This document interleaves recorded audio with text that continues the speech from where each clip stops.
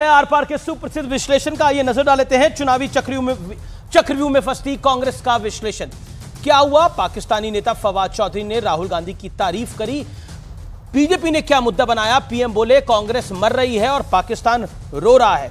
मरिया आलम खान ने कहा वोट जिहाद करो। बीजेपी ने क्या मुद्दा बनाया? मुस्लिम वोट एकजुट करने की यह चाल है इंडिया अलायंस की, सपा कांग्रेस राजद की। क्या हुआ? खड़गे बोले राम का मुकाबला शिव करेंगे। बीजेपी ने क्या मुद्दा बनाया? हिंदू देवताओं में बंटवारे का मुद्दा बनाया। अमेठी रायबरेली सीट पर कैंडिडेट में लगातार देरी है। अमित शाह बोले कांग्रेस की टॉप लीडरशिप डरी हुई है। हमारे इंटरव्यू में जो कि आज रात 9 बजे टेलीकास्ट होगा उसमें भी यही बात कही। अब इसके बाद क्या हुआ? कांग्रेस ने बीजेपी को आरक्षण विरोधी बताया तो बीजेपी ने कांग्रेस से धार्मिक आधार पर मुस्लिम आरक्षण ना देने की गारंटी मांग डाली। क्या कांग्रेस की समस्या कांग्रेस खुद है? क्योंकि कांग्रेस कुछ ऐसी बातें कर देती है जो शायद पॉलिटिकली राइट नहीं होती हैं और उसी का खमियाजा उठाना पड़ता है। मेरे साथ आज चर्चा करने के लिए कई दिग्गज जुड़ रहे हैं। गौरव भाटिया है भारतीय जनता पार्टी की ओर से, मेरे साथ जॉर्ज कुरियन है, नेता कांग्रेस पार्टी के हैं, मेरे साथ रोहित अग्रवाल है, रालोद के नेता हैं, प्रवक्ता हैं, मेरे साथ सुनील यादव है, प्रवक्ता समाजवादी पार्टी के, मेरे साथ विवेक श्रीवास्तव है, नेता लेफ्ट के। तो कुरियन साहब, फाइनली पाकिस्तान से भी शुभकामनाओं का संदेश आ गया है कांग्रेस पार्टी के लिए। ये शुभ समाचार तो नहीं है किसी भी घड़ी में, लेकिन ये आखिरकार आप ही के साथ क्यों हो जाता है?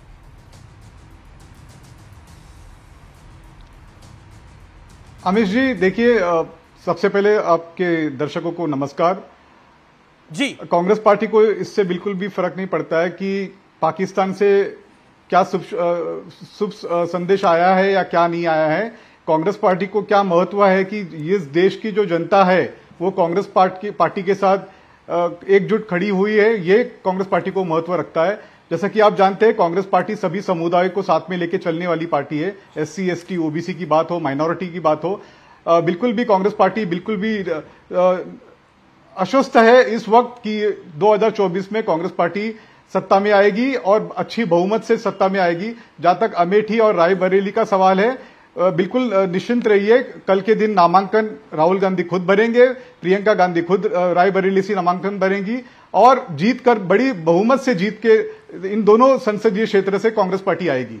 ठीक है कुरियन साहब, आपने अपनी बात को रखा, आपका सम्मान है, लेकिन मेरे साथ गौरव भाटिया हैं। गौरव भाटिया, प्रधानमंत्री ने आके आज एक बात बोली, कहा कि कांग्रेस मर रही है और वहां पाकिस्तान रो रहा है, लेकिन पाकिस्तान की एंट्री फाइनली चुनाव के अंदर हो गई।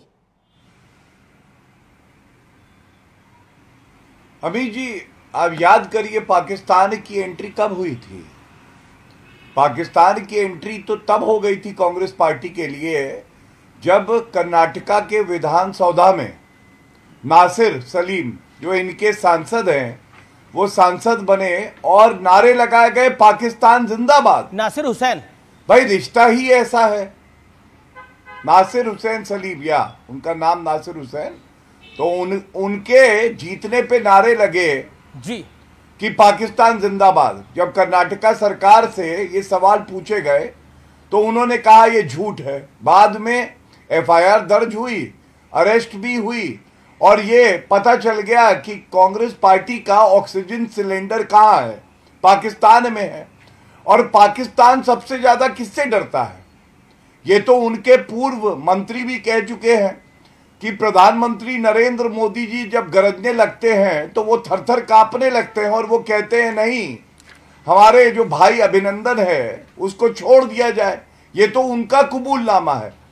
और चुनाव में एंट्री इसलिए होती है क्योंकि सारे घटक दल ये इंडिया अलायंस के मिल जाएं तो इनमें इतनी ताकत नहीं है कि नरेंद्र मोदी गौरव जॉर्ज कुरियन 1 सेकंड, पाकिस्तान जॉर्ज कुरियन 1 सेकंड। लेकिन गौरव, मेरा एक काउंटर सवाल आपसे ये है कि कुछ नेताओं का ये कहना है कि पाकिस्तान भी चाहता है कि भारत में लोकतंत्र बहाल हो, इसलिए वो राहुल जी को चाहते हैं, इसलिए राहुल गांधी की तारीफ करी। मतलब आप ये कहना चाह रहे हैं वो फटीचर आतंकिस्तान, जहां 70 साल में 35 साल तानाशाही रही है, जहां चीफ जस्टिस ऑफ इंडिया को हटा दिया जाता है, जहां पूर्व प्रधानमंत्री राष्ट्रपति को फांसी लगा दी जाती है, वो जहां आटा खरीदने के लाले पड़े हुए हैं, वो 5वीं सबसे बड़ी अर्थव्यवस्था, मजबूत प्रधानमंत्री नरेंद्र मोदी जी और विकसित भारत की तरफ अग्रसर हो रहा हमारा देश हमें बताएगा।